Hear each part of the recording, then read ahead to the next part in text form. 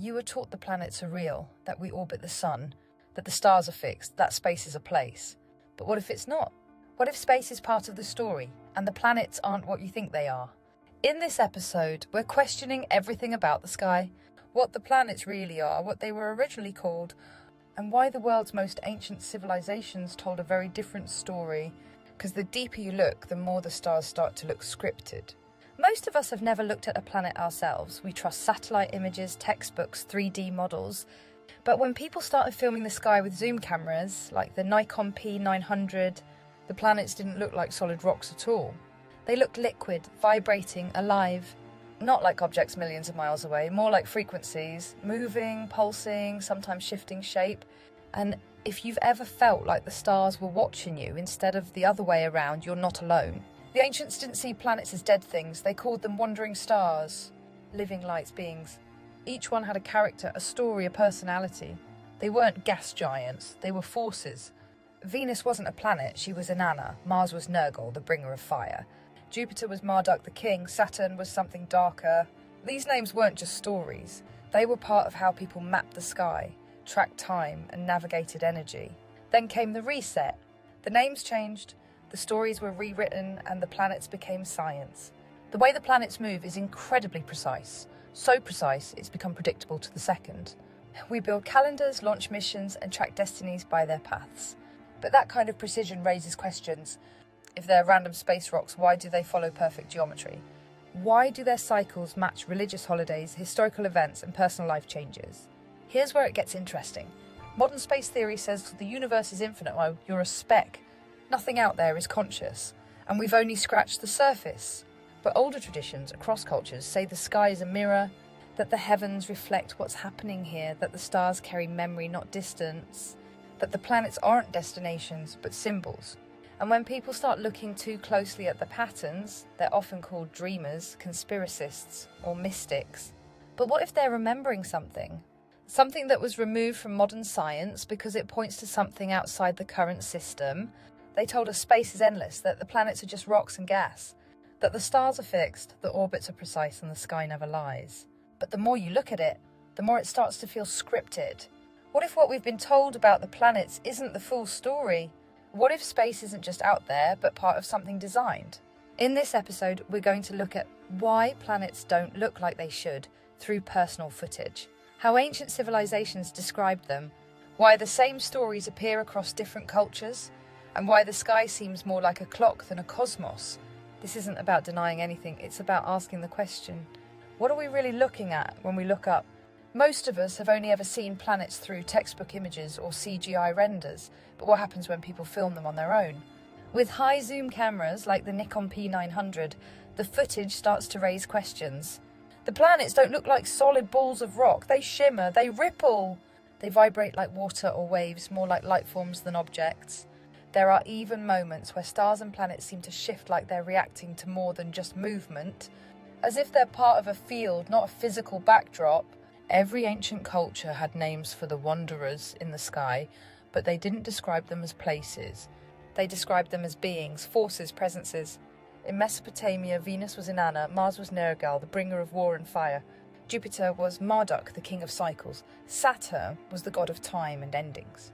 These weren't stories, they were observations of personality, pattern, and influence. Each planet was more than a light. It was a character, a symbol of energy and impact. People watched them not for exploration, but for alignment. Then something shifted. The names changed, the meanings were erased, and the sky became a science, not a language.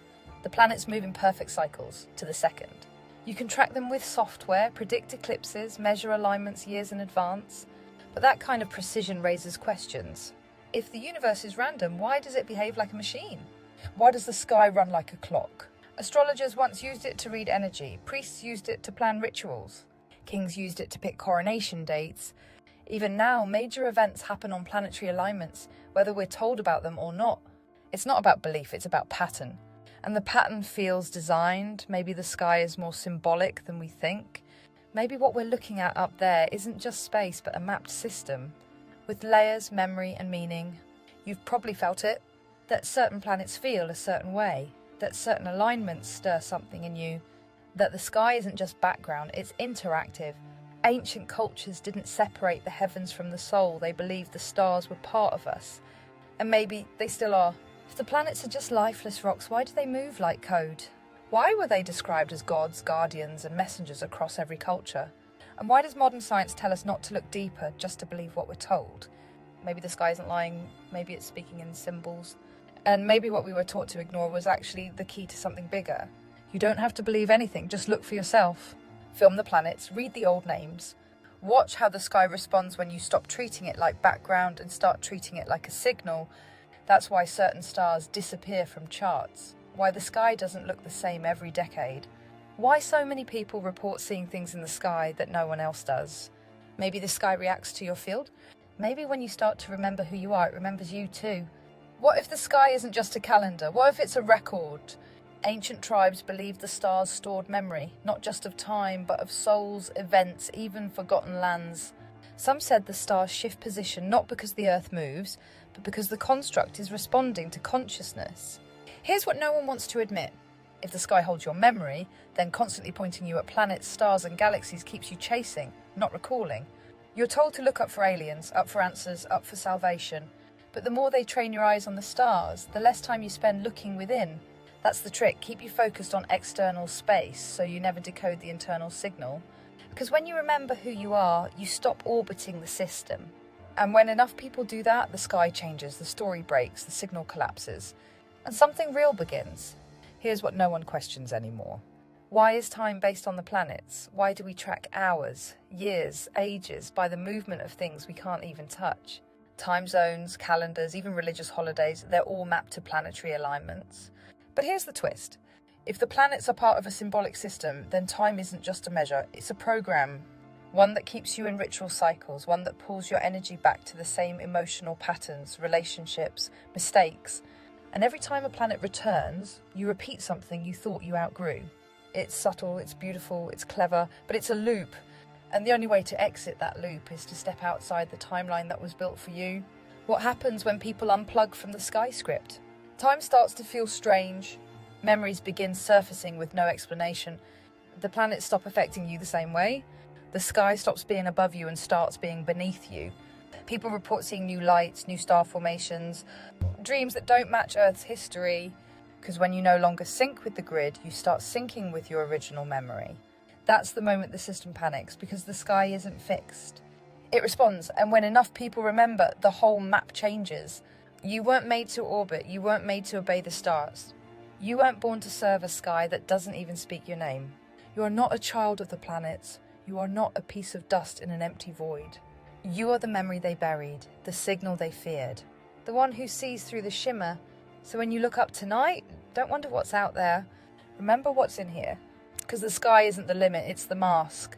And the moment you stop believing in the story above your head, you start remembering the one buried in your blood. The planets won't save you, but they'll move when you do.